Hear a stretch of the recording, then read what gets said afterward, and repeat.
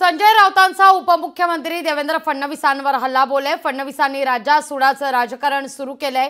आम्ही सुडाचं राजकारण करणारे राज्यकर्ते नाही असं राऊत म्हणतात। फडणवीसांना राज्य जाण्याची भीती आहे, त्यांचा अंत जवळ आलाय असं वक्तव्य राऊत करतायत। या महाराष्ट्रात ही योजना बंद ती योजना बंद हे जे सुडाचं राजकारण आहे तेच फडणवीसांनी सुरू केलेलं आहे आणि आम्ही त्याच्यामध्ये नाही। आम्ही त्या पद्धतीचे राज्यकर्ते नाही।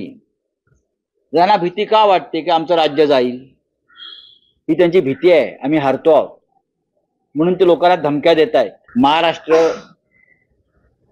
या राज्याची जनता त्यांच्यावरती कोणत्याही प्रकारे विश्वास ठेवायला तयार नाही।